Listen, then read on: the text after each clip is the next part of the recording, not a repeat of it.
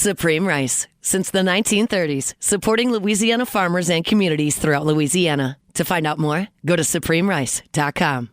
Live at lunch. You are looking live. Live at lunch. Live at lunch with Ott and Hanny on 104.5 ESPN, Baton Rouge. What the hell's going on out here? Now, here's Jimmy Ott and Charles Hannegriff. Yeah, for some reason or another, you sound a little taller on radio. Is it live? Is it live? Is it live? Is it live? From Dozy Place on Government Street in Mid-City. Welcome to the Tuesday edition of Live at Lunch, 104.5 ESPN Baton Rouge. Charles Hannegriff, Jimmy Ott, Max Gotro is here. Jordan Kitchens back in the studio. Andy Isco from Las Vegas. Greg Bowser will be with us here in the second hour. We do first class, second class, no class on Tuesdays. And a nice, pretty day here in the capital city. Jimmy, good morning. Good morning, Charlie. I guess the anatomy of Garrett Nussmeier has been probably the number one topic since yesterday when we finished up the show. And Garrett Nussmeier's torso in particularly, and what that has done and what is going to happen in the future with him, the immediate future with him. Jimmy, it went a long way towards explaining some of the things that we've seen. We touched on this. We finished at the press conference yesterday, but with a little more time to digest this, it explains a lot of the things that we've seen. It explains the underthrow against Louisiana Tech. It explains the limited amount of practice reps that he had in the last week leading up to Clemson. It explains Chris Hilton's almost disappearance from the offense. And it explains at least some of the other throws that he's made that have been inaccurate. It does not explain the interception that he threw against Florida. That was not an arm thing. That was a brain thing. But it does explain a lot of the other things. So I guess the question now leading up to it is, and they didn't indicate that this would be the case yesterday, Brian Kelly, wouldn't you sit him this week? No, he said we don't have time till to the bye week after the Ole Miss game. Hello, no, who are you playing? I mean, the Kansas City Chiefs or Southeastern? Right, he's not. But I think I got a pretty good idea we're going to be in lockstep on this. Wouldn't you sit him this week? Yes. I mean, a dressing out emergency wouldn't even warm up. But I mean, if for some crazy reason, you going in your middle of the third or at halftime, you're down. I mean, that's my emergency. But if you're just an emergency, I mean, you certainly don't want him sitting in street club. I mean, I guess he could. We've seen games where LSU where guys were in street clothes and then at halftime they went and put their uniform on. We did, and did it make a difference? Just a touch. Yeah, I would say so. No, man, that's come on, BK. I mean, you got bigger fish to fry, dog.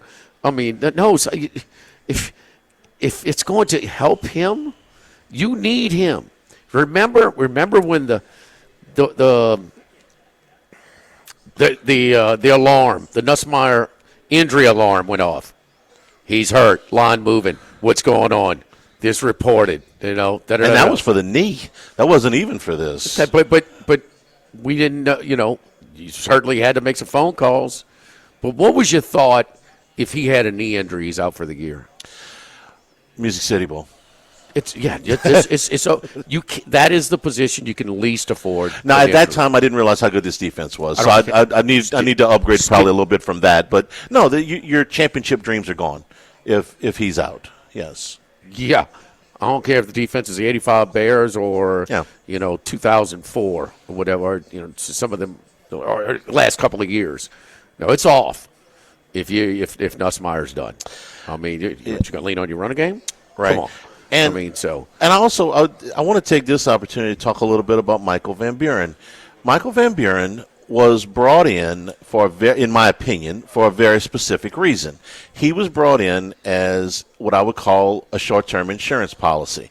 If Nussmeier had wrecked his knee in August and was out for the year, we'd had temporary expectations. But Michael Van Buren is a good enough quarterback to win certain games and maybe more than one game with the rest of this team around him. Last year, and they had a very difficult thing to bring in an experienced quarterback, somebody who the bottom wouldn't fall out of this thing where you'd have to put somebody in with no experience, to bring a guy in with experience knowing that he had no chance to start. It's not even a competition in August. Nussmeier's starting quarterback. So to go out and find somebody with SEC starting experience, 8 games, who knew he wasn't going to play unless Nussmeier got hurt, was a tall task. They managed to do it. Last year against the University of Georgia, a game that Mississippi State only lost by 10 points, Michael Van Buren threw for 306 yards. He threw 3 touchdown passes. This is in Athens, okay? 3 touchdowns and an interception. Against Arkansas last year, he threw for 309 yards and 2 touchdowns. He did throw 2 picks in that game. At Ole Miss in Oxford, he threw for 280 yards. That's last year's Ole Miss defense, not this year's. 280 yards, a touchdown pass. He did throw 2 interceptions. My point is, this guy is plenty competent enough to go out there and run rule Southeastern, and probably good enough to win other Southeastern Conference games as well with this supporting cast. If you had to put in a freshman who had not played, I would understand the trepidation. But this is a guy you brought in specifically for this reason. Southeastern, huh? You would panic if you had a freshman? I wouldn't panic. I wouldn't be. It would not be as easy a decision. I would probably still do it. Charles, there is not a quarterback on that LSU has had on their roster maybe in the last, especially your 2D. He's your 2 deep. Yes, LSU has not had a back. Colin Hurley could probably quarterback Gale this team. Gale Hatch. Andrew Hatch. Andrew Hatch is back up. I mean, no. Andrew Hatch quarterback multiple games that year. Okay, right, but I mean, he wasn't any good. No, but they still won. Ettling's back up. I mean, think of the weakest. No, man, if you're on LSU, you're the number two quarterback. You are competent with the rest of this roster to go ahead and take care of Southeastern. And this guy's more than competent. Okay, I mean, I don't have to know anything about him. If they put him on a team, they went out and electively got him as their number 2 backup, the number 2 quarterback. It's fine for Southeastern. Ole Miss, no. No, you need him back for Southeastern. So what if Nussmeier's a 70%? Let's just quantify it. A week off, does he go to 80%? If he goes to 71%, rest him. It's worth it. Yeah, you're right. Have him available. He's not going anywhere. He doesn't have dinner plans next Saturday night. This Saturday night. Yeah, so just go ahead and just have him available. You can dress him out. But if he needs to rest, and there's been times where they don't even, he's not even throwing at practice. He's hurt. Yeah, multiple times that he didn't throw at practice. Sit him down. You can walk back yesterday. Just sit him down. Your hard practices are still to come this week. Sit him down. Watch practice. At Ole Miss is always tricky. Yeah, always tricky. That's not a bad team. This is not the Ole Miss team they had last year, but Ole Miss, they've had much bigger roster advantages going into Oxford and either got all they could handle or lost. And you figure they're going to score some points, too. Even against this defense, they're going to score some points, man. 20 points ain't going to get it done. 17 points ain't going to get it done. They got that at Clemson, and they got that at against Florida. But if you told me right now LSU's going to score 20 points at Ole Miss next Saturday, I'd be like, I don't know if they're going to win.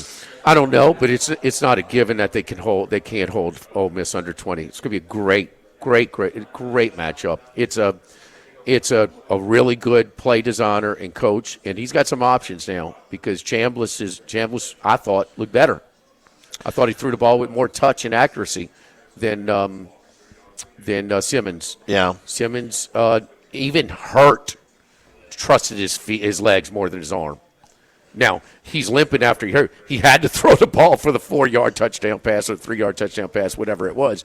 But, Chambliss is just more – I think the offense flows better.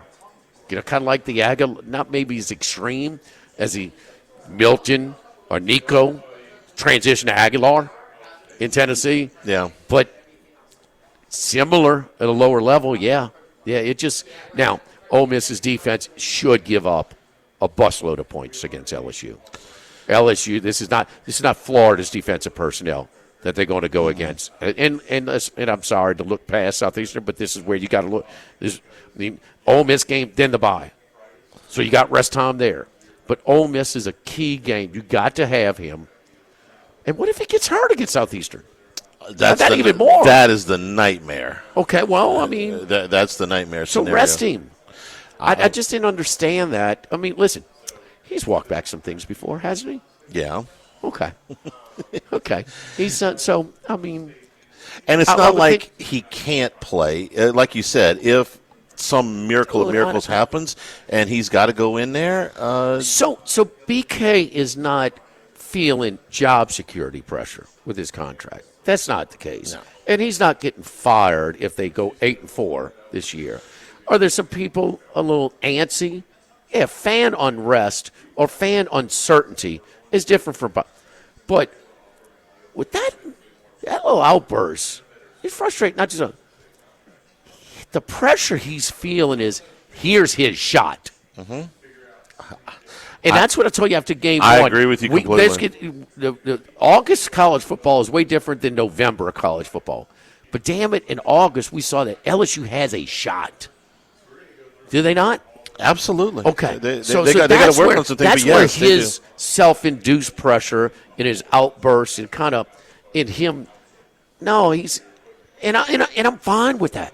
I'm fine. I want him to be a little bit more invested instead of cashing his last check.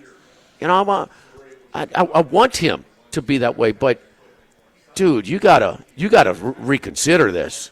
You can't play him against Southeastern. That makes zero sense. 0 cents, and have him available at halftime. In worst case scenario. When you said that, you know what game I thought of? Have him available in an emergency situation. You're going to remember this game. They played Alabama in 1987, and Hodson was nursing. I forgot what the injury was. It was a something. But Mickey Guidry had been playing the whole year. He'd been playing for 2 years. Played 2 series a game. Yeah. First series, right. The second quarter. So Guidry had played a good bit, especially for a backup quarterback at that time. And competently. Yes. Mickey was a good quarterback. And they played Alabama here. I was at the game. I was a student in high school, and LSU went to the fourth quarter down. I think it was a touchdown. It might have even been a field goal that they went down into the fourth quarter. And here comes Hodson. The place goes bonkers. Okay, Hodson, all SEC quarterback and everything else. I'd like to tell you that it ended well, but Hodson threw 2 interceptions and they lost the game. But that's what I thought. You remember that game, right? Against Alabama. A student section. Yeah. This is not that. This is not. If Alabama were coming to town this week, I would feel this is Southeastern. Okay, this is Southeastern. I'm sorry. Alabama and Southeastern should never be compared. They're a little bit different. No, the teams that they're playing are not comparable. That week LSU went with their all SEC quarterback as an insurance policy. We're coming up on 40 years of that game, and this is just a little bit different. Makes no sense, huh? It's a bad call. I'm sorry. It just is. For all the reasons we just laid out, you're playing Southeastern. The injury, I'm guessing with a little bit of rest is going to be better, and if it's even just marginally better, yes. You have a competent backup quarterback. You went and got him for this reason. He hinted that the nature of the injury could benefit from rest in the bye week. Yeah. I mean, that's the way I interpreted it. Right. Now you telling me it doesn't matter if he could rest for 2 months, he's going to be 70%. 70% is what he is right now. He'll be set, but he sort of. That's the way I read it, And I would think. I don't care what injury you have. Rest should heal it, huh? That's kind of why you go sit in the hospital for a little bit. When you have a competent backup quarterback and you're playing down, you remember who else did this? Les Miles, 2007. I don't remember exactly the nature of Flynn's injury, but they had Perilou. Perilou played against Middle Tennessee State, blew him out of the stadium like they were going to do anyway. That's similar. Yeah, it's a similar game. Middle Tennessee State was way more. Was probably better than Southeastern is now. Yeah, Southfield's done a good job, man. Southfield's done a good job at Southeastern. There's all respect. Saw him, know him, been knowing him for a long time. Of course, just to clarify, his brother was the head coach at Tulane, Chris Selfo. This is Frank Selfo. He was on his staff. He was on his staff at Tulane, but no, he's done a good job at Southeastern. But they get to the FCS playoffs. They're a good team, but it's just not completely different level than this. And Perillou's I'm not suggesting before anybody says that Michael Van Buren is as good as Ryan Perilou. Perilou played another game that year that was significantly bigger than Middle Tennessee State. He played the SEC championship game. and they won that one. So the offensive MVP. Yeah, I understand he's not parallel, okay, but they're playing Southeastern. We're live over here at Dozy Place on Government Street in the heart of Mid-City. And, man, it's the Crown Town Room. It's football season. So it's a great place. With Thursday night, you got some games on. Friday night, Saturday, Sunday. I mean, kind of sit in here. It's a casual steakhouse. I mean, it's come as you are. Get a high-quality hand-cut steak. With some great sides, really good service, and great mixed drinks along with the wine options as well, and you can enjoy your football as well. So I mean, just some people want a steak, but they don't want to get kind of dressed up and go out. Well, you got it over here at Dozy Place. And the great thing when we over here at lunch, man, the lunch crowds have really been picking up. It's a completely different menu. Where the chicken sandwich or hamburgers kind of dressed up in all the different ways that you want, from grilled or blackened or Nashville extra hot and spicy. Salads available, plate lunches as big as a damn Frisbee.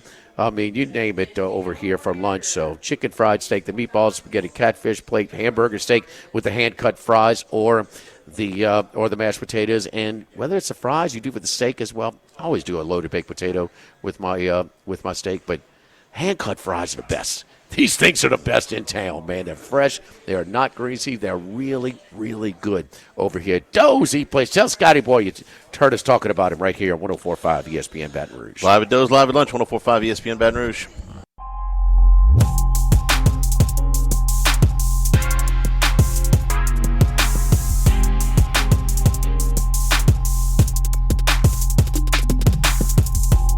Live at lunch with Ott and Hanny from Doe's Eat Place on Government Street on 104.5 ESPN, Baton Rouge. Remember, you can always get the show on demand, 1045ESPN.com, LouisianaSports.net. Our on-demand section is brought to you by Supreme Rice, supporting Louisiana farmers since the 1930s. For more information, go to SupremeRice.com.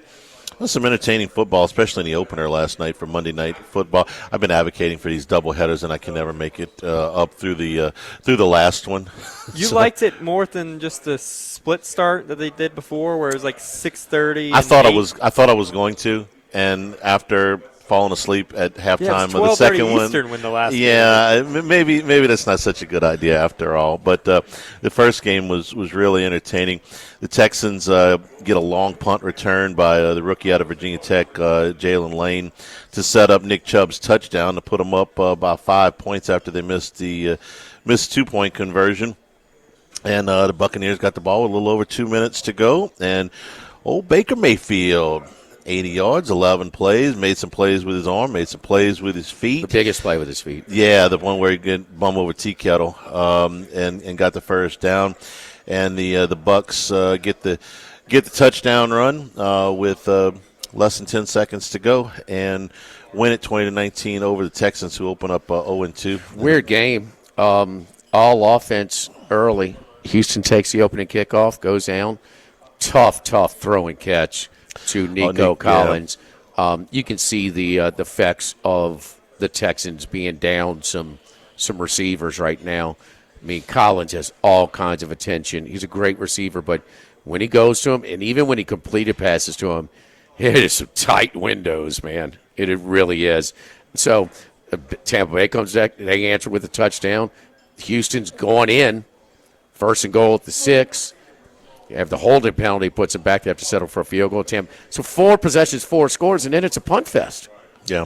And that's what Tampa Bay had, was 14 points with 2 minutes. First 2 drives, they got 2 touchdowns. There's 2 minutes to go. They're down 5, and they're still on 14.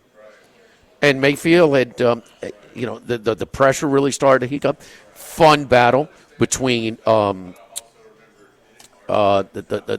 big receiver from A&M and Mike Evans and Stingley. And Darren Stingley. That was Evans won some, Stingley won a lot. You know, I mean, it was fun. It was fun watching those two, go at it. But Mayfield did not trust his arm, like in that spot, 4th and 10. He tucked it and run, and he better limit those because he's not afraid, and he takes some nasty hits. He's had an injury history, and he's got to be careful with that. But he made the plays, and then that was it. Boom, right down the field. And left them with basically no time left on the clock. So this Bucs team, the biggest thing is they ran, what was the rushing yardage per play for each team, because it was old football here. They won it because they could run the ball and they could stop the run better than Houston. Chubb popped the one for the touchdown. To put it over the number, by the way, it was wild. They were just playing for maybe a field goal. But sort of like that A&M kickoff return for a touchdown, blessing in disguise, that they didn't kick a field goal with no time left. Blessing in disguise, you don't give Notre Dame the ball back with no time, because Notre Dame got it back with, 6 seconds to go? And the Texans got it with 12 seconds to go. So, kind of, sometimes you got to score when you can.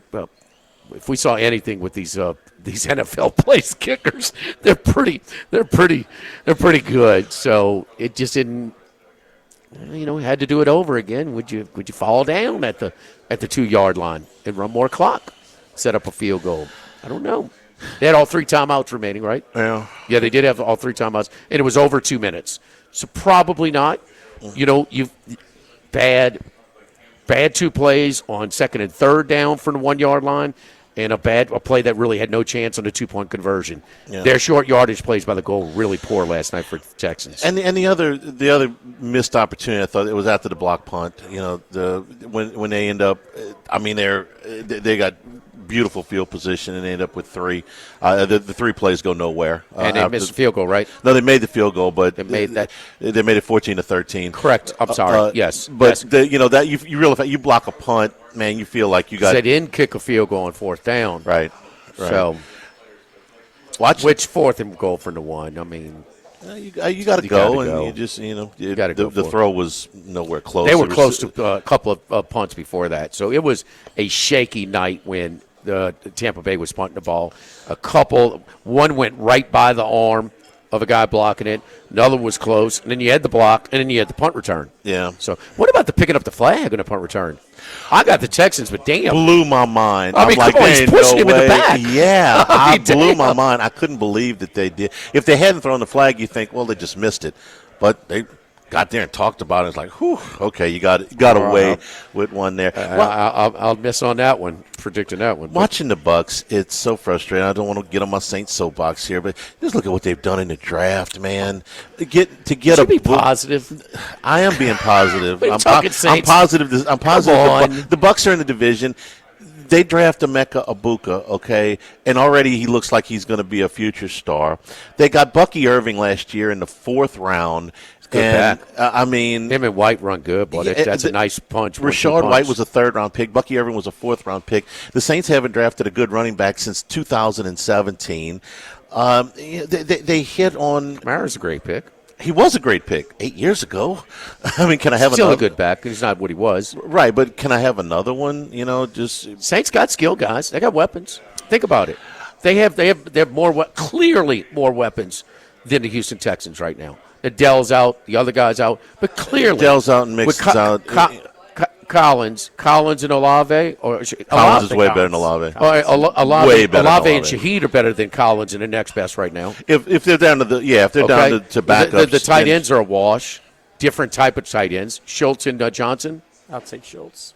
Of course you would. It's you're a Rattler guy. It's not a downplay is not a big deal between the tight ends. I'm Chubb and Chubb and Kamara. Chubb, I know, has been a long time starter in the league, but at this point, right now. Yeah, right now they're down Joe Mixon. Right now, okay, yeah. If Houston's playing with their second group, Texans drafted Higgins and Noel from Iowa State, but they're not ready yet. Maybe eventually they'll be there. Collins, even though he's getting more targets, his number, it's different when he doesn't have guys deflecting some attention. How many times do you see Collins just running free deep down the field? We got a bunch of, you pull some highlights up. There's a bunch. They ain't happening right now. And I get. Did you see the catch he made for a touchdown? Oh, God. Oh, my God. You got a sliver of and you see the skinny paint. post. We're about 15, 20 yards. Yeah. The guy is straight. He's got no separation. I mean, he's got too much attention on him right now. I just watched the Bucs, and I see these first. Vita Vea is, was a first-round pick for them. He's freaking great. The Saints take Brzee. It's been okay. The guy for the Bucs is great. The guy for the Saints is not. I'm sorry. Just a little bit of frustration. By the way, the team that's won the division 4 straight years is better than the team that's in last place. I get it. I'm not breaking any news here, but that's a division foe that I gotta watch do it better than how the Saints are doing it. Just a little frustrated. Remember, the Texans replaced their OC this offseason as well, and, of course, their whole offensive line is basically brand new. Sounds like they need to change it, general manager. They traded Laramie Tunsil on purpose. I mean, they didn't have to get rid of that guy. That guy was, a pretty good tackle, and they traded him voluntarily. I still don't quite Maybe they'll get better. Over a 2 or 3 year period, the Texans drafted really well. Stingley was a big hit in the first round. The 2 safeties, Petrie, and I'm blanking on the other kid. Toa, it was a really good middle round pick. I'll go what you want. Little side bet, boy. Okay. Johnson, Schultz, fantasy points this year. I'll take Johnson. I'm not going to bet you on that one. What are we saying then here? Here's what are we saying? Johnson. So you're telling me the Saints have a better quarterback, so he's got a better advantage? The Saints are going to be in trailing game states a lot. They're going to be passing the ball because they're down in games, so that helps fantasy stats for Juwan Johnson. You got Jimmy so flustered. Really? He's talking about fantasy football. Really? You got him so flustered. Really? They're going to be passing. Fantasy guys don't want to make a bet. You just said opinion. Schultz is better. Whoa. Is fantasy an evaluation of somewhat of a ballpark of skill guys? Not exactly. You see bad teams. There's who do nothing good in exactly. I understand. But this bet, how else are we going to bet the bet? Your opinion? You say he's better. I say he's not. Okay. Can I be the judge? Can we go AI? Can AI do that? No, we're going to leave it out the judge's hands. We're going to quantify this. East German Who has judge. Not the most TDs, not the most reception yards, fantasy points. Johnson's going to win that battle. Really? Yeah. You're trying to bet you minus 10,000 at minus 100. I see what you're doing over there. Well, aren't most fantasy guys that score better points better at the same position? Not necessarily. Not a quarterback. Not a quarterback. I said most. You know what the most means? Like I 51%. said, if you're in a trailing game state, you're going to pass the ball a lot. Yeah, not always a quarterback, but I get where you're going with that. I'm just trying to dabble into a little fantasy. Nobody wants to engage, huh? Schultz. No, definitively. Schultz. Schultz is better. Take a time out. Don't forget our friends, the Legacy Title. Chad Reynolds, the Legacy Title. Boy, that settles the bet right now. I'll get you up for lunch later. Ashley Donald, Marion Haynes, Adrian Galata, Michael Platt, Natalie, and Bradford Smith, our great team at Legacy Title. Long-standing staff, quality service, and just growing over the years. Chad and I have partnered up for years and years, and just growing the business even bigger and better than ever. Buying, building, refinancing. Nobody chooses but you. You choose. So why not support the folks who support us? Choose Legacy Title. Give them a call, 296-0060. Getting ready to close a deal? Call them and let them know that you'd like to use them. 296-0060. Chad Reynolds, Legacy Title. Live at Doe's, live at lunch, 104.5 ESPN Baton Rouge.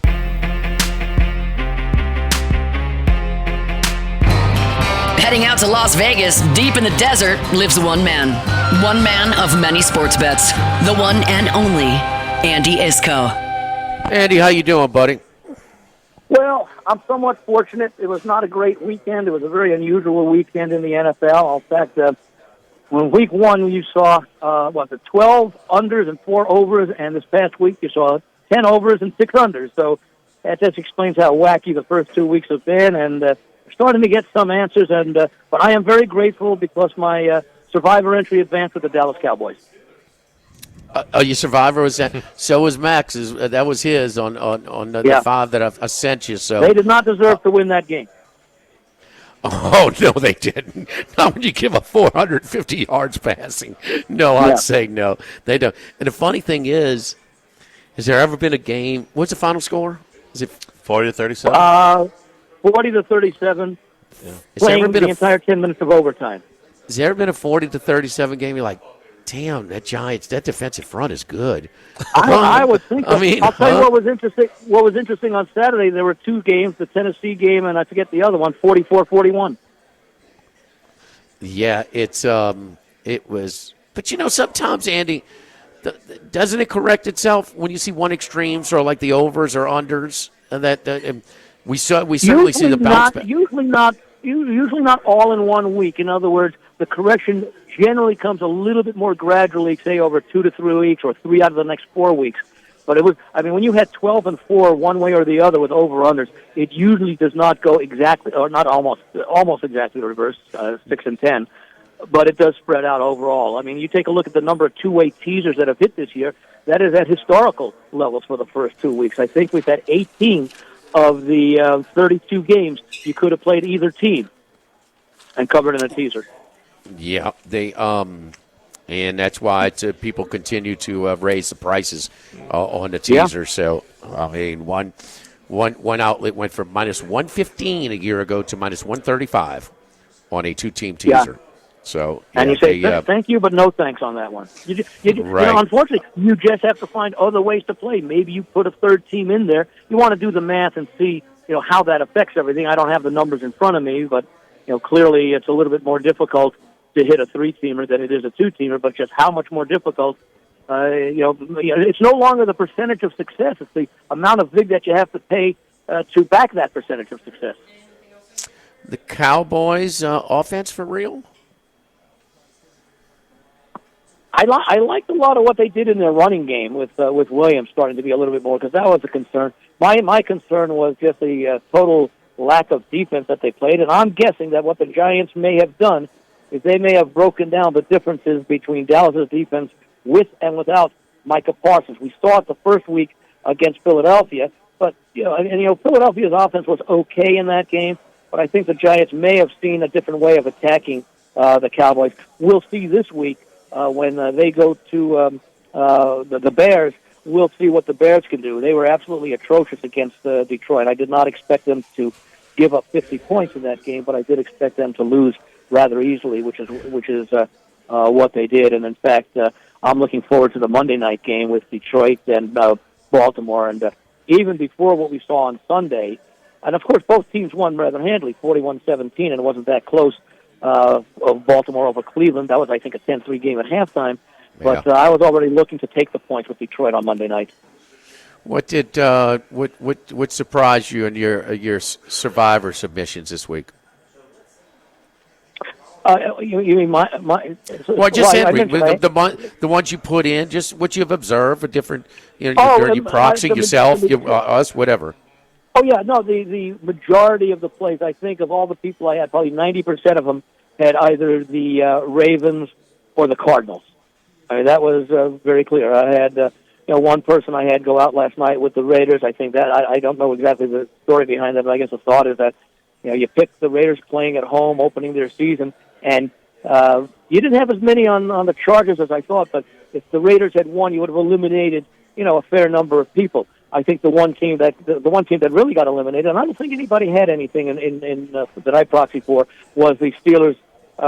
Several hundred went out with them losing at home to the Seahawks, and I think the Seahawks might very well be. You know who they're playing this week? They might be the most popular play in the contest this week. The Seahawks at home.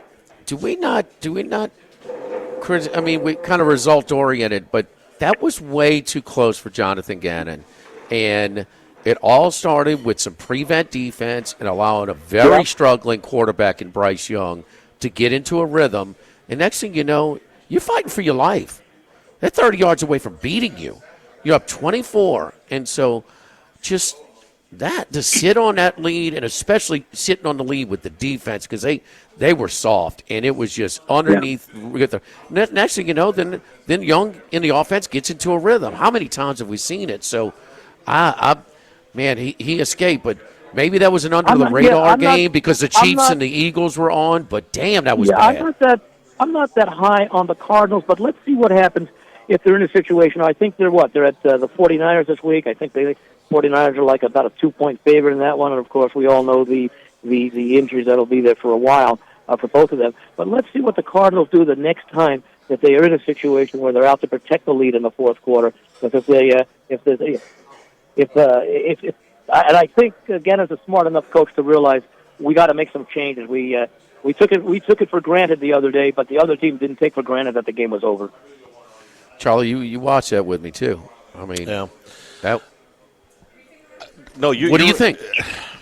It's 27-3 late in the third. Yeah, and you should never. It should never come to that when you're up 27-3. I actually agree with you on that one. I did have a question about Andy, about the Survivor. Just looking at it a little bit, it seems like the ultimate favorite, whoever the top favorite is getting a little bit less. People are trying to diversify a little bit more. I remember last year when those mega favorites went out in the first 2 weeks, it took up like 2/3 of the field. So like this week, the 90% were eliminated. Over 90% in the first 4 weeks, about 95%. Yeah, and so you're seeing there was less on Baltimore this past week than I thought. They were clear by 5 points, the biggest favorite in the NFL last week. Well, I think Baltimore, they may be saving Baltimore for Thanksgiving I think it's Thanksgiving where they host Cincinnati for the first meeting between these teams. Now, obviously, I don't think people were thinking, well, Burrow's going to be out and all that sort of stuff. But I just think that because Baltimore is one of those teams playing Thanksgiving and Christmas, you wanted to wait a little bit to use them. And the fact is, Cleveland's, they've split their season series the last 3-4 years with Ravens and Browns. More people waiting, I guess, is my question. Like, for instance, Buffalo is a huge favorite on Thursday night against Miami. Yeah. But would they, or a lot of people trying to save Buffalo? Last year. Or could they play the following week? Buffalo? Yeah. I don't know. They play the Dolphins this week, though. Mickey Loomis. Well, I think what's interesting, because you also have the Super Survivor contest at the Westgate, where I think they had 69 entries, or maybe there's a Grandissimo with Circa and the other one with the Westgate, where there are less than 100 people in the field.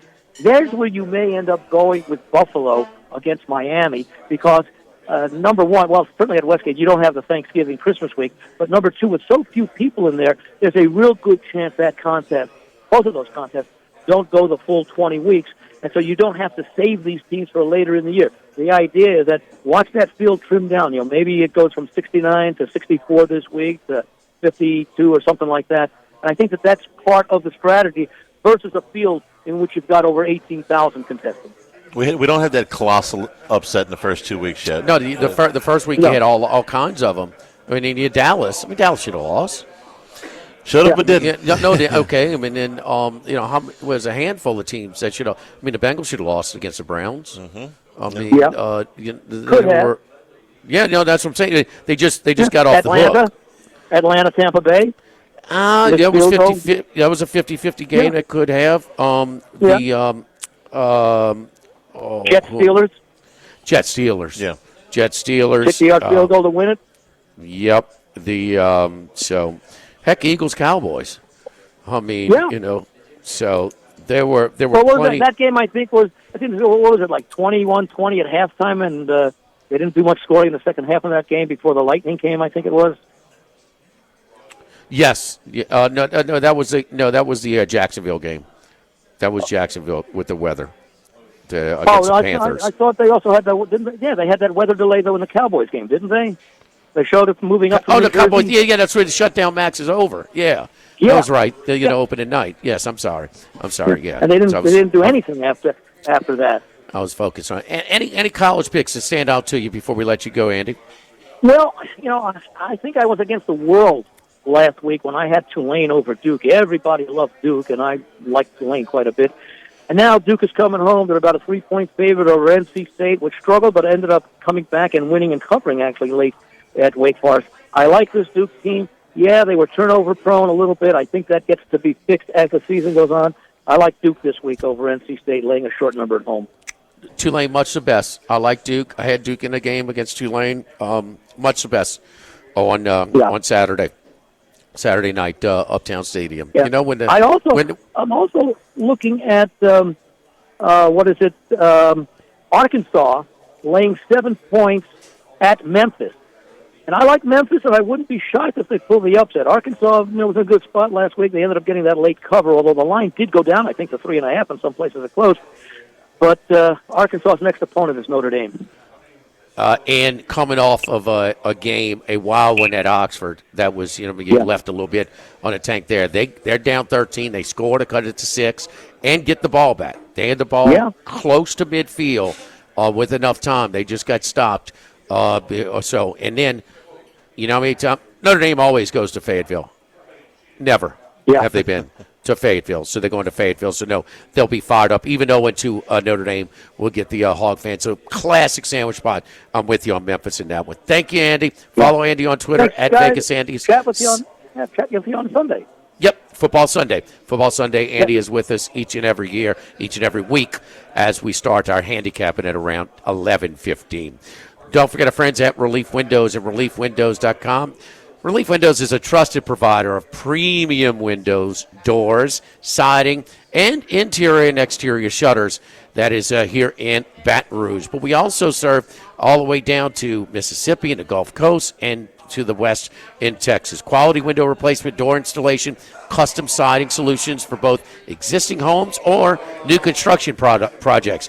Do like I did. If you're new construction, if you don't get the R-Last gel windows from Relief Windows, you're going to be replacing them. Might take 6 years, might take 8, might take 10, but you're going to replace them in a short period of time with these extreme weather conditions in South Louisiana. Don't make the same mistake I did. Do the original wood windows in your home from Relief Windows. Give them a call, 288-8138, and they'll send over a consultant and start the process. 288-8138 and reliefwindows.com. Relief Windows. Live at Doe's, live at lunch, 104.5 ESPN Baton Rouge.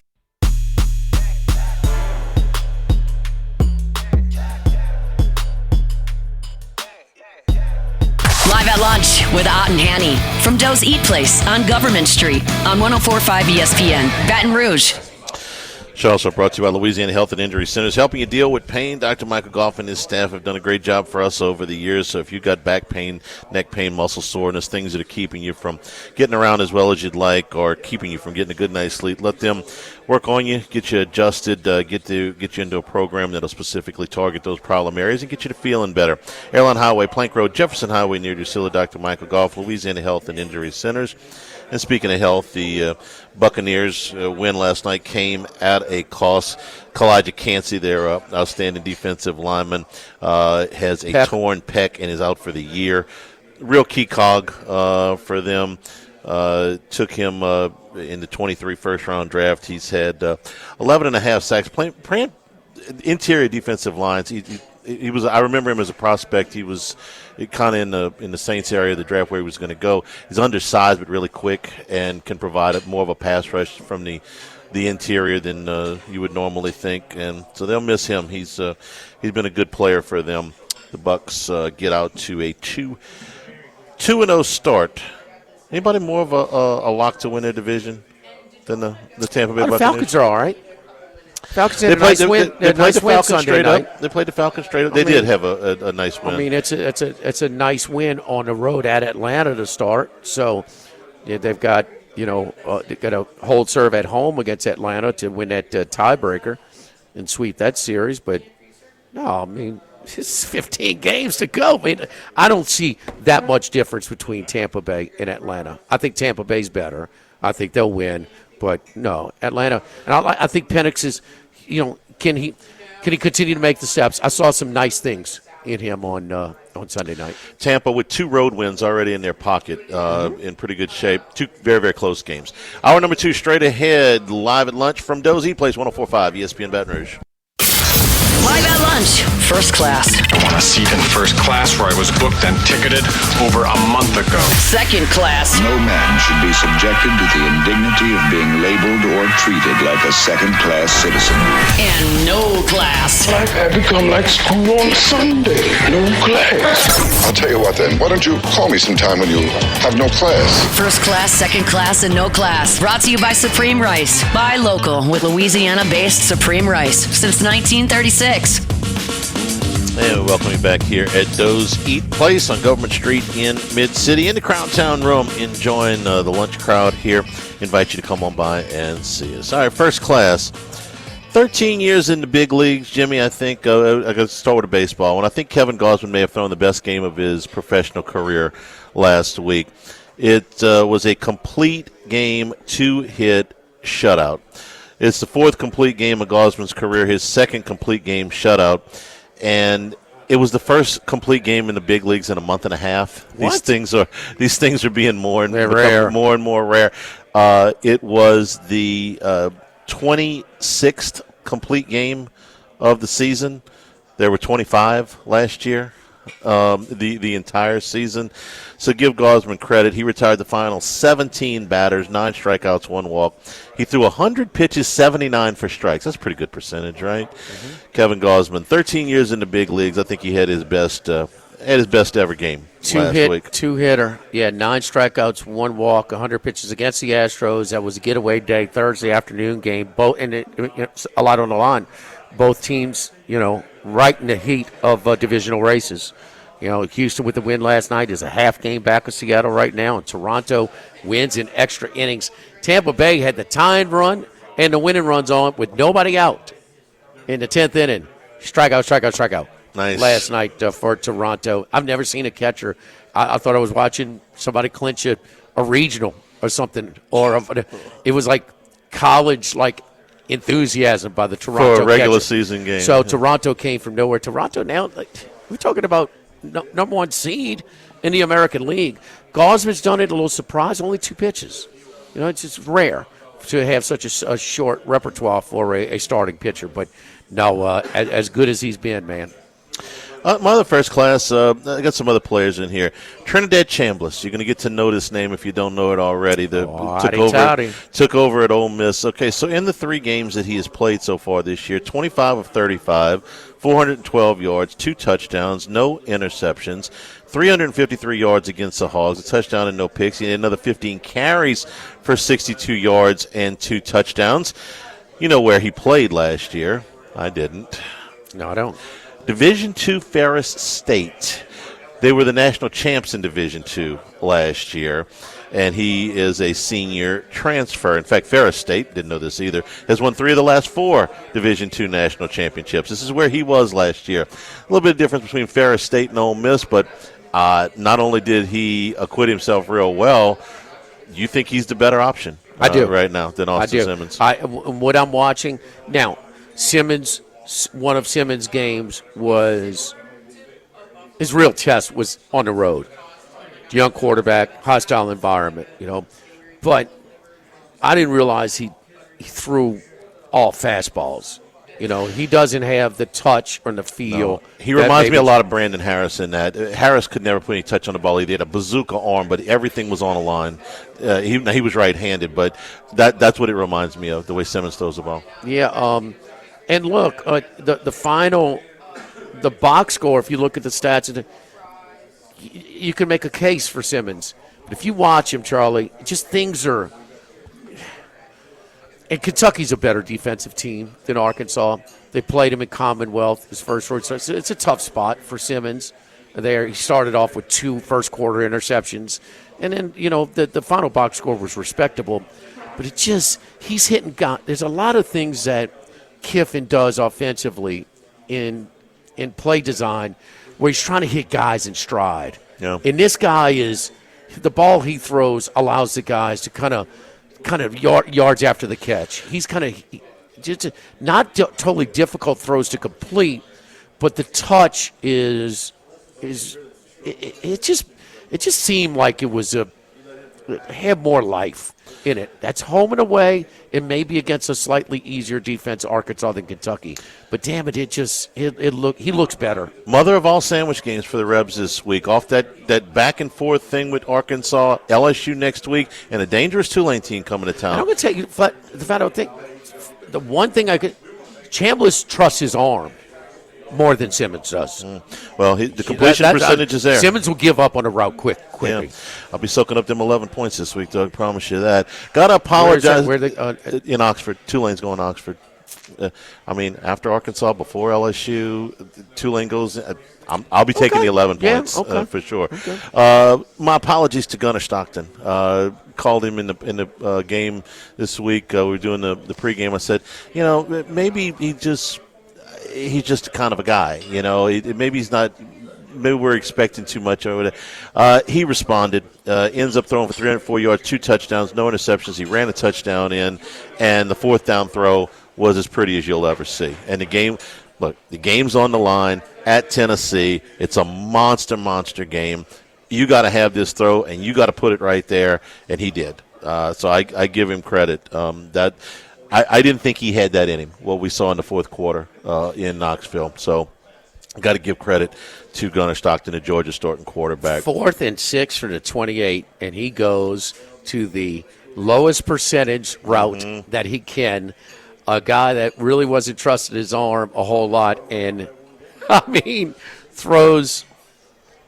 Is there a better throw in college football this year? No. He absolutely certainly had to with put the pressure. right where he it's put just it. Yeah. unbelievable, man. Just really, really beautiful. And would the rest of this performance go unnoticed had he not made that throw? Because that's such a I don't know. Do we not focus on him as much if the place kicker makes it? Because Aguilar, we're not talking about Aguilar. And if they make the field goal, it's all the Aguilar. Yeah, and we talk. should be talking about Aguilar because he was phenomenal. Yeah, phenomenal. And he has been. Ahmad Hardy at Missouri, team we ignore every year. Missouri, they're not in the SEC. They're right. Yeah, we still think they're in the Big 8. Notre Dame's more in the SEC than Missouri. Ahmad Hardy, who had 1,350 yards at ULM last year, is off to a hell of a start. He's got 462 yards through the first 3 weeks. He's averaging over 8 yards a carry. He's got 5 touchdowns, and Missouri has scored 155 points in 3 games. I understand Central Arkansas, UL Lafayette, but they did play Kansas. Maybe they were a little bit lucky that they broke that game open late with a late touchdown, but 155 points in 3 games is a lot of points. They're going to thump South Carolina this week with Lenore Sellers out, and Alabama is coming to town. Missouri is going to be 5-0. I'll be watching. We underrate this group every year, and here they are. So Ahmad Hardy off to a terrific start. Has done a really good job there.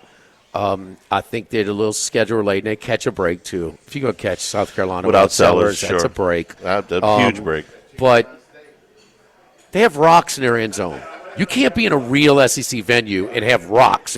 Hey, y'all upset about the officials? Here's a bunch of rocks to throw in the field. That just doesn't mix in the SEC. If you think their football facility is bad, you should see their baseball facility. Can we get Florida State of Clemson in here and get them out of there, huh? You can make a trade if you want, throwing a left-handed relief pitcher. Second class, we're at that third week of the NFL. Here come the backup quarterbacks. So you tell me which one you like the best. You're going to have Jake Browning for most, if not all, of the year in Cincinnati. Carson Wentz taking over for J.J. McCarthy for 2 to 4 weeks. Marcus Mariota for the Commanders if Jaden Daniels can't go this week. I'll take Browning still. Okay. And that granted with the 3 interceptions still. Yeah. I don't want to mention the last one, even though he won this week, because I know how you feel about him, Mac Jones.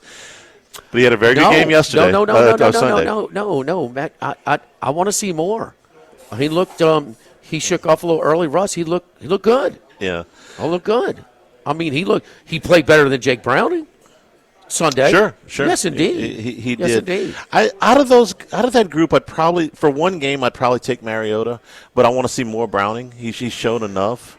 Mariota took over in that game last year. I'm trying to remember who they played. I don't know if this interception thing is going to be an issue with Browning, but they run their offense with Browning. Yeah. He can make the throws. He's got enough arm. He can make the throws. He's got a great supporting cast, minus the protection, but it's – Who did Washington play that game where Daniels went out after the first series last year and Mariota played the rest of the game and they won? No, you're thinking just the opposite. Oh, they lost? Philadelphia lost Hurts early, and the kid from Pitt came in. Yeah, but Daniels went out in the first series of a game last year, and I'm trying to remember. Max, you remember who they played? Was that the Tampa Bay or the second game? It was early in the season. I'm trying to remember who they played. I'll think of it in a second. But Mariota basically played the entire game, and they won.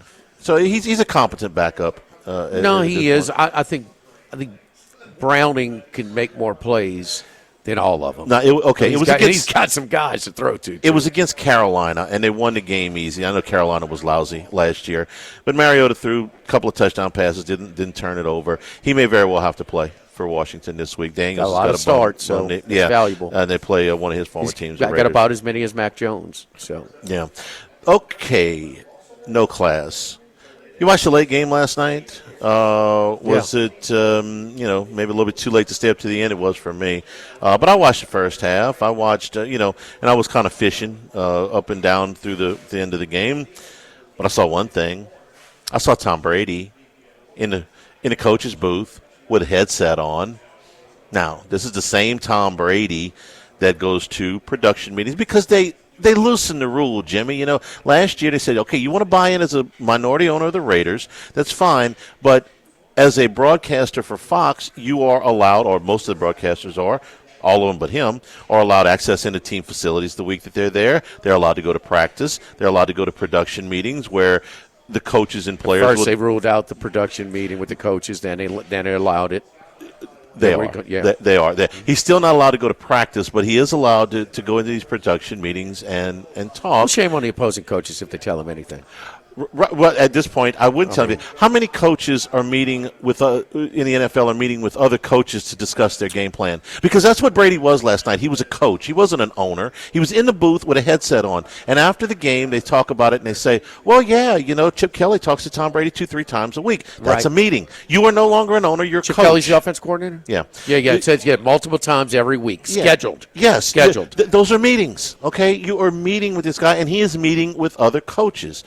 He's not an owner anymore. The owner goes into the owner's box, and if he's Jerry Jones, he picks up a glass of scotch. He doesn't pick up a headset, okay? So this is now a coach that is talking to other coaches. And we're bending the rules. Why? Because he's Tom Brady. Now, nobody cares right now because the Raiders aren't that good, but why are we bending the rules for Tom Brady? Pete Carroll was asked about if he is sharing the information in production meetings with the team. And he said that's false. Yeah, right.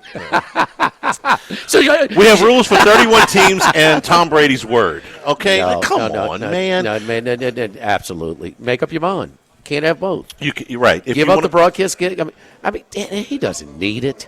No, I mean, please. He even if Giselle took half of everything, and she made more than him anyway. Oh, he's getting some change. He's getting on the divorce. Yeah, she was richer than he was. Yes, yeah. No, he doesn't need this. If you want to be an owner, that's she's glad fine. he had a job, though. Yeah.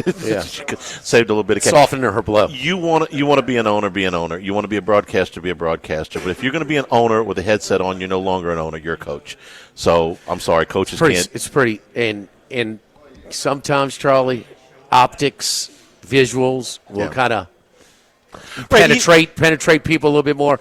There's not an owner that's not picking up the phone and saying, "Hey, come on, let's go." Yeah, no, this is not. No, it was bad enough. That's rubbing it in their face. Yeah, when you were a minority owner in the team that, let's say, was not visible, you weren't there. Okay, maybe he watches it from a hotel room. Maybe he only goes to a couple of games a year. Even that's marginally acceptable with him in these production meetings. But he's there with a headset on, and you expect nobody to know? Come on. That's crap. That's helped crap. him a lot last night. Yeah, they still, like I said, nobody cares right now because the Raiders aren't very good. I think they're better than last year. Maybe Gino had a bad night last night. Good Gino, bad Gino. What you gonna get? I mean, he threw some balls too that should have been picked. That weren't. And I thought we got way more good Gino than bad Gino in Seattle. Oh, absolutely. No. I thought last night was bad. He had a rough night. Oh, you talking about it?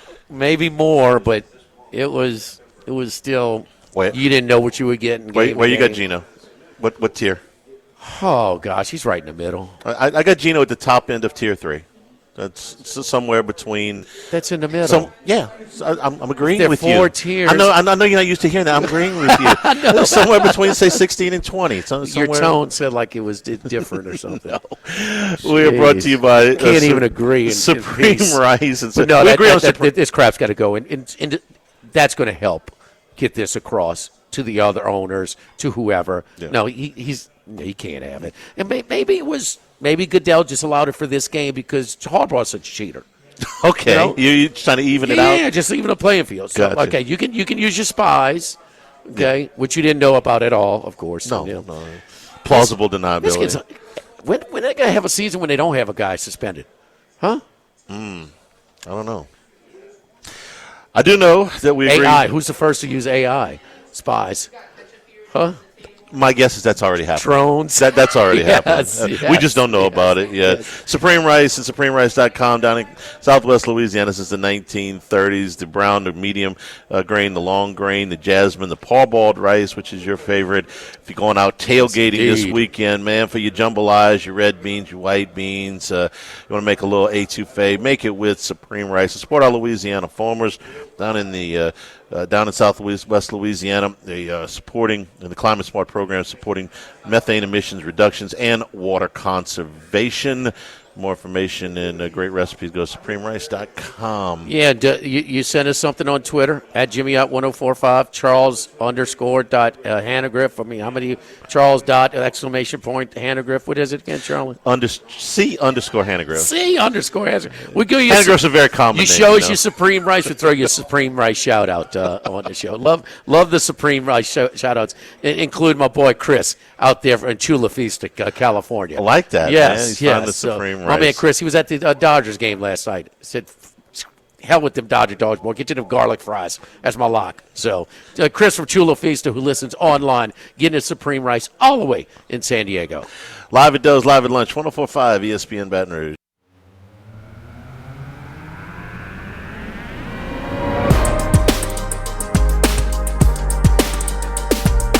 Live at lunch with Ott and Hanny from Doe's Eat Place on Government Street on 104.5 ESPN, Baton Rouge. Today's show is also brought to you in part by the Thibodaux Store, 900 St. Patrick Highway in Thibodaux and Highway 70 in Pierre Part. Got another home game this week and a lot of the schedule left, so you're getting your tailgating equipment, your grills, your griddles, all of your accessories. Get them at the Thibodaux Store and the Pierre Part Store. You know, you can order ahead online at thethibodauxstore.com. Same-day pickup is available, delivery available on a lot of these items, and it's a must-have for your outdoor kitchens and your tailgating. Barbecue tool sets, man, purple and gold, double burners with the legs, and jambalaya pots and with little, on wheels with of all different sizes and price points. I mean, and even if you have your own type of burners and regulators, we got all the parts that you need when they go out also. So smoke pellets for your grills, whether they come in the apple, hickory, mesquite, and really good stuff. So you talk about just about everything. I mean, portable pizza ovens, cast iron jambalaya pots. We talk about 4.5 gallon, 6.5 gallon, roll around jambalaya stand with burners, 6.5, 15 gallon, 20 gallon, you name it. So everything you need at the Thibodaux Store and the Pierre Part Store for your outdoor, your tailgate cooking. I don't know how many times in the last 7 years somebody else has been favored to win the AFC West, but it's been pretty fleeting if it's happened at all. The Chiefs have won this division 9 straight years, but last night the Chargers win against the Raiders. They own a win against the Chiefs in South America. Chargers are now the favorites to win the AFC West, and by a significant margin, and they've got obviously the 2-game lead on the Chiefs and half a tiebreaker here just a couple of weeks into the season. We like Harbaugh as a coach. We're less happy about him as a guy. Just kind of a little bit. Oh, a nice word would be quirky. But I think your confidence was shaken a little bit, and so was mine. And we like this team a little bit shaken when Rashawn Slater goes out at the end of camp. All over, man. I'm kicking myself now. And because so where are you he's a now? good coach, man. He's a really good coach, and he didn't have. It was just a first step. He's not going to have the entire roster. It still doesn't have the roster he's aiming for. And what I'm talking about, not just overall level of talent, but what he wants to do. He's a line of scrimmage coach. There aren't many in the NFL, and there aren't many in college. And so he's got to lose that tackle. I mean, that was the lock of all locks, that he was going to take an offensive tackle, and probably Joe Alt with that first pick in the 2024 draft. His first draft, going back to L.A.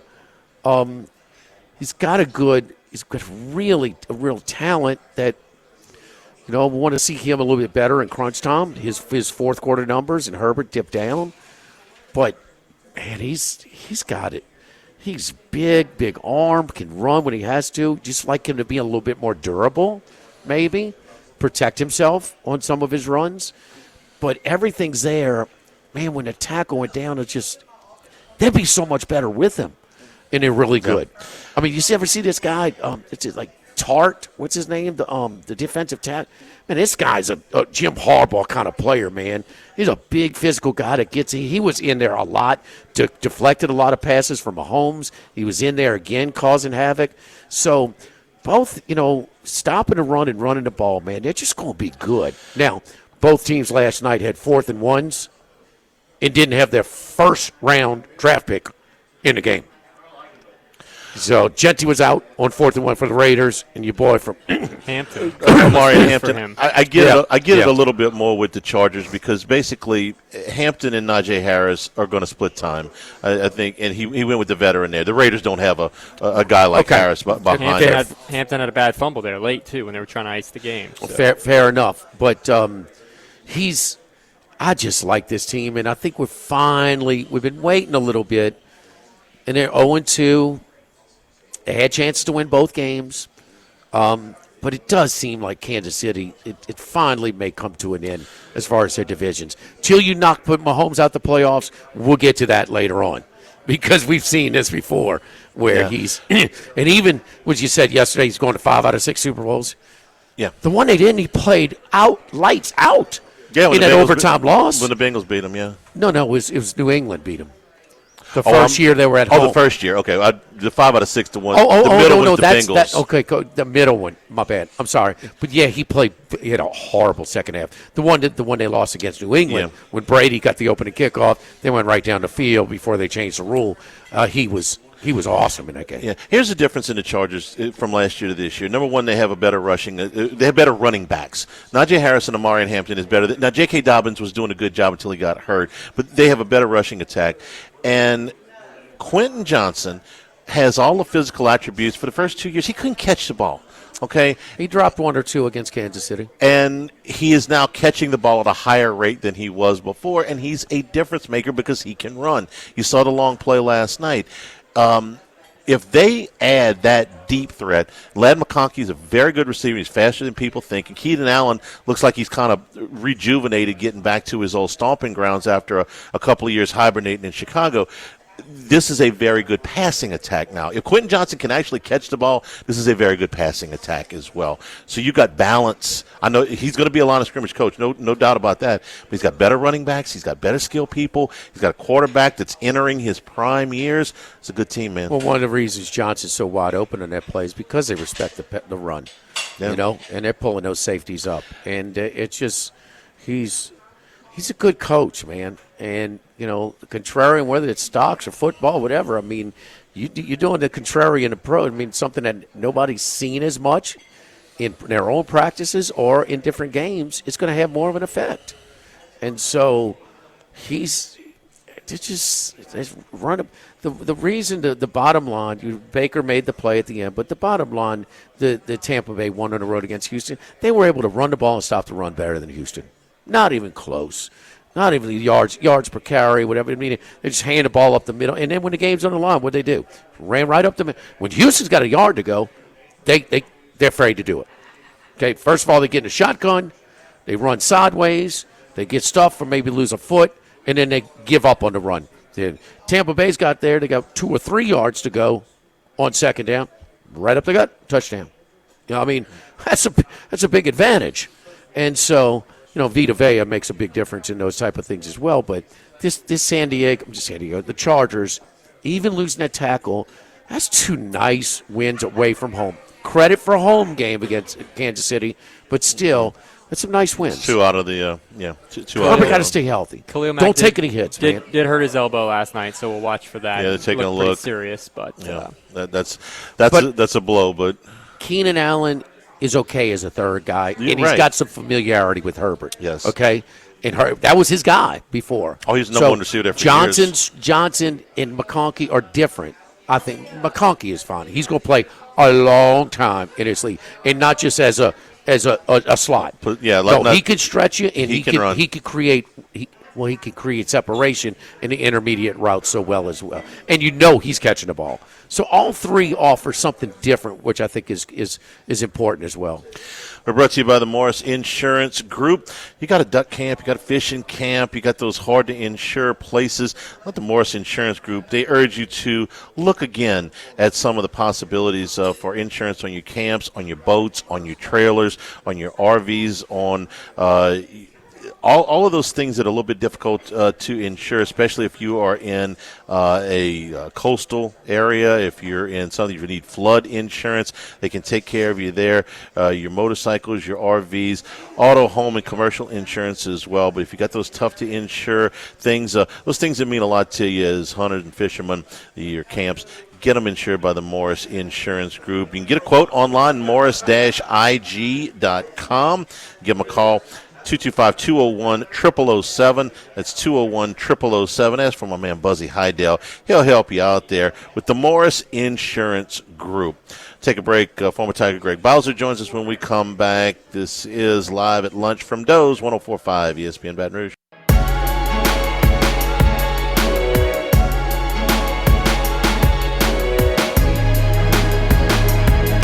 Lunch with Ott and Hanny from Doe's Eat Place on Government Street on 104.5 ESPN, Baton Rouge.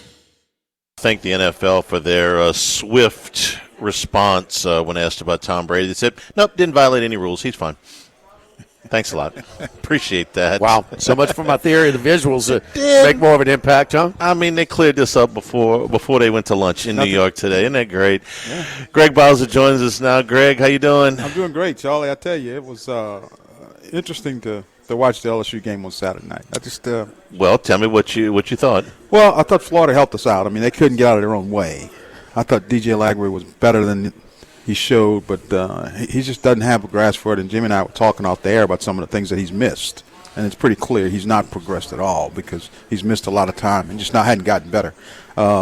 If the interception for a touchdown doesn't the pass for a touchdown doesn't get called back for a penalty, probably a different ball game. But I think that Florida's offense has got it. They've got to find somebody who can be more consistent and run that offense.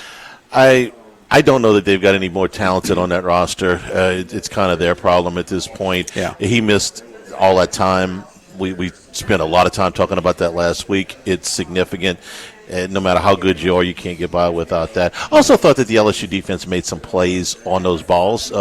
It's not like he threw it right to him. You know, Halsey makes a play on that ball in the middle of the field. Spears makes a play on that ball. So let's take the Lagway portion of it out for a second and talk about how opportunistic this defense is, and not just being able to stop the run and pressure the passer, but also now to create turnovers. I think the secondary is playing really well. They're able to get in passing lanes and do some stuff. And the big thing is the quarterback can't hold the ball quite as long, so it's got to come out. And I think that's what you saw. And then DJ Lagway was aware of that, and so he started speeding everything up because he was afraid of the pass rush. And that's why you saw the interceptions. And so I thought that was great. He had all that working for you. On the other side of the ball, offensively for LSU, you get 5 interceptions, 5 big turnovers. You hope you get more points than what we saw, but we'll see. And LSU is. I looked this up and I was surprised to find that they're at the bottom of the league in rushing offense. Well, there hasn't been a whole lot there. There's been a few big plays. It's been a feast or famine. You had the 51-yarder for Durham. You had 2 plays in the La Tech game. One of them was made by essentially a wide receiver in Xavier Thomas. Well, but what gets me is you're at the bottom of the league in rushing offense, right? Yeah. And you had a Louisiana Tech game in there. Right. No, and again, it was 3 of the runs accounted for 90% of the yards against Louisiana Tech. You had this one run account for more than half of Durham's yards. You had a 25-yard run to open the Clemson game, but if you're just talking about lining up and being able to get 4 or 5 yards at a time, that's not there now. You and I talked about this when the season first started. They said they were going to rotate 8 guys on offensive line, which they haven't. No, and we said at that time, if you're going to rotate 8, you're in trouble. Yeah, and they really haven't. They rotated a little bit in the first game. They haven't done it in in the 2 games since then. It's been basically the same 5 guys, and Weston Davis has really struggled at the right tackle. Right. He's given up some pressures, and you can see he is struggling a lot more than Tyree Adams on the left side. Well, let me ask you guys this too. You saw both of the games, and because the Clemson defensive tackle is projected first round, the defensive end is projected first round, linebacker, you bring in another guy from Purdue. They had a lot of hype going in. And in Florida, because of their schedule, Napier's probably not going to be able to survive another year. But who's better between Clemson and Florida's defense? Were they close? Yes. I think. Okay, we all agree. Yeah, and that's the thing. I mean, like, so, I mean. I thought they were close. And I thought the big thing, the difference was on the offensive side, where Clemson didn't really turn the football over to us like Florida did. Oh no! And that was the big. Well, Florida self-destructed between the penalties and the turnovers. I mean, you talk about. I hate to use the word, but you talk about a team that showed that they weren't very disciplined. No, offensively. No. When they're spitting on guys, and I know Napier doesn't teach them to spit on guys. But that was one of 13 penalties accepted. Yes, I couldn't believe it when I saw the box score and they had 7 accepted penalties. It seemed like they had twice as many. Yeah. Now the last one wasn't accepted. They just took the play. But how many more? It just seemed like every other play, there's a flag on the field with them. And do you think that the Clemson and Florida defenses are better than the next 4 SEC defenses that they'll play? Ole Miss, they're better than them. They're better than South Carolina. Louisiana Tech might have better defense than Ole Miss. Okay. Arkansas, certainly. And then the other one is A&M, who's given up a bunch of yards. Oh, they're not great defense. I don't think they are either. No. They're a dangerous team because Reed is playing at a high level right now. They've already been on the road for a big win. But defensively, I mean, they gave up they gave up a bunch of yards to Utah State. I know it was in the second half. No, I think these 2 defenses are better than any defenses you'll see until November. But I think the thing that's going to make the difference in those games down the stretch that you mentioned, Charlie, is going to be that those offenses are going to be better than we've seen. A&M for sure. They're going to be better than we've seen. I think that's going to cause, we'll see how LSU offensively calls plays to see what they can do. But I think you got those offenses, when you get to A&M, I think they're going to be better. Ole Miss will certainly be a better offense that you've seen. Ole Miss and South Carolina have quarterback issues right now for different reasons. Ole Miss has options, though.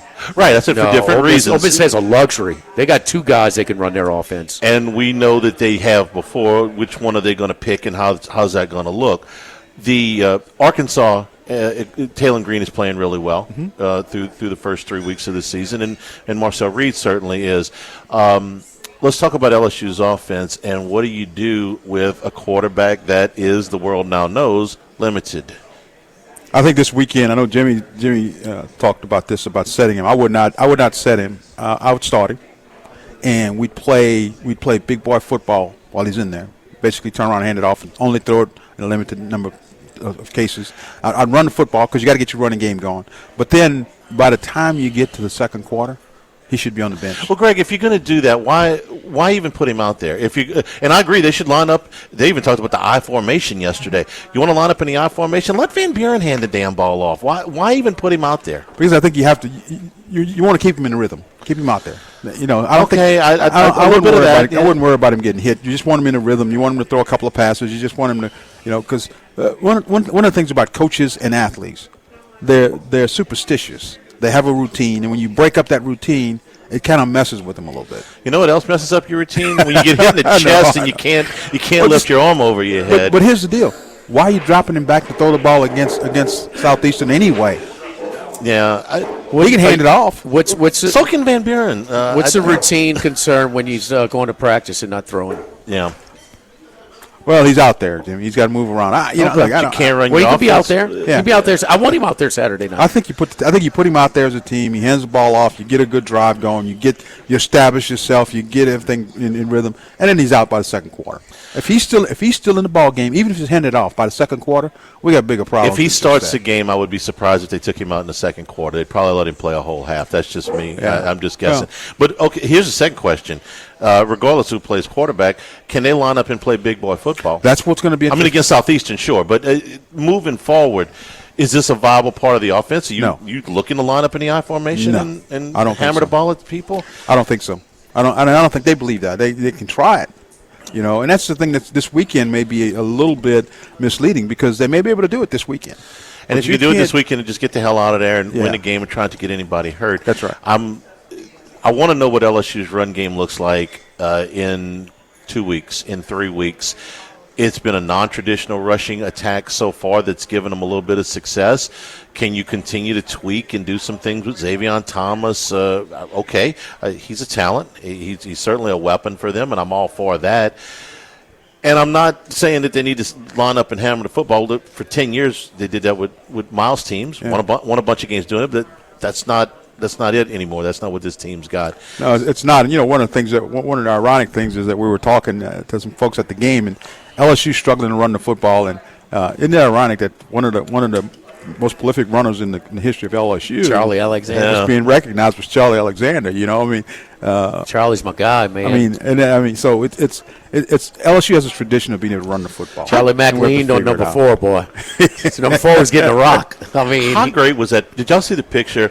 Kevin Falk, Justin Vincent, Leonard Fournette, Charlie Alexander. I didn't see that. Yeah, it was on the sidelines Saturday. Really cool visual. All those great running backs much together. Much deserved, though, man. Much deserved. He's earned it, and LSU's had some great running backs, and they've had some great offensive linemen. That's some good guys up front who can just move you out of the way. And I think they're getting there. We knew the offensive line was going to try to come around. They would have to give them some time, but boy, I didn't think they'd be in this spot. Who is with all of shotgun spread that we see, 90%? Who is a good running team? Wow, I think Alabama can run it at times. At times, I think they can run it. They couldn't run it against Florida State. Lick. No. And they did it a lot with Ty Simpson's arm. And a lot of Saturday, but a lot of teams have gone to that spread, and they just become non-physical. So that's it. Yeah. So if you're zone blocking or pass protecting 95% of the time, it's not a light switch. Oh no, we'll go get physical. Let's get under. Navy. Yes. Okay. Georgia Tech. You know who did it last? Yeah. It's Michigan. Yeah. Because Harbaugh's going to be a line of scrimmage coach. Yeah. That's it. Jimmy, you have to be able to run. You have to have some semblance of a running. I hear you. I'm just trying to. You're not going to have the one where you get in the eye and you just physical. You got the big tackles where you just run downhill all the time. The really good rushing teams, almost all of them, have a rushing component at quarterback that it has to supplement what they do in the rush That's my game. point. Yeah. It's because when you line up defensively, the one guy, believe it or not, the one guy that's not accounted for in the scheme from a running perspective, it's quarterback. Yeah, you got one more guy to block, and you get that's why they're all. And I get it. And you're taking these quarterbacks, and that's why they're trying to just. We know what you got with those legs, and we're trying to develop as a passer, but nobody's running the ball. Minus Michigan was the last one. He's gone. And so you don't think they're going to feature Underwood? You think they're going to let Underwood go an entire half without throwing a pass like they did with Penn State with J.J. McCarthy? Underwood threw for 200 and ran for 100 last week. And I know they didn't play anybody, but I would think that they would take the training wheels off after what happened to him against Oklahoma. Have a yard no, they completely put the damper on him at Oklahoma. I don't think that they would. I don't think they would do that again. I'm anxious to see what Missouri does this week. They got this cat out of ULM that we were talking about earlier. That has rushed for over 8 yards a carry. That's in limited competition, but can they run the ball on a team like South Carolina? Real, Greg, what? Anything else for this week? You're going to start Nussmeier. We're not. But Kelly's going to start Nussmeier. So you win. I think you're going to start Nussmeier. Play him. He's got to be out of there by the second quarter. Just to kind of not let him set up for a week without playing. You got to get him in there. We were saying all this against Louisiana Tech, and he was still in the game. I know Tech's better than Southeastern, but I would imagine he's going to be in there for at least a half if he ends up starting. Yeah. Still hot here in South Louisiana. We not even to fall yet, but that AC unit, we working them hard. It goes down with you. If it goes down on you, you got to call our friends over at Total Maintenance. Total Maintenance, one of South Louisiana's oldest and largest AC and heating companies in the Baton Rouge area. We now have an office in a completely different staff in New Orleans as well. So my buddy Lucas Ragusa been involved in the AC business at every level, every step of the way for years. Give him a call, Total Maintenance, 480-1000, 480-1000. Live at Doe's, live at lunch, 104.5 ESPN Baton Rouge.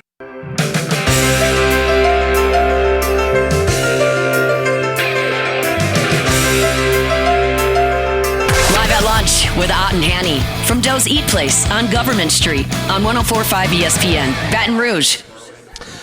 It's been a tough year for coaches on the sideline. You saw Brian Kelly get wiped out the other night when the play carried into him. He's kind of been in the way a lot. I mean, he fell over trying to avoid the official in the other game. Sean McVay tore his plantar fascia in the game. Yeah, plantar fascia tear. He told everybody about that yesterday. He was just trying to call timeout. And he just tore it. You know, it's one of those freak things, I guess. Okay, next guy is going to get an injury on the sidelines, Kirby. He's way too active. He's running around too much. He's going to get a sprained MCL or something, but turn an ankle or something. You got to be careful with that stuff. They got to put Tom Brady on the sideline if he's going to coach. Why don't you coach from the sideline? Just let's make it more obvious. Let it go, Charlie. Having a hard time with it, man. You were 100% in the right, but they already said leave the golden boy alone.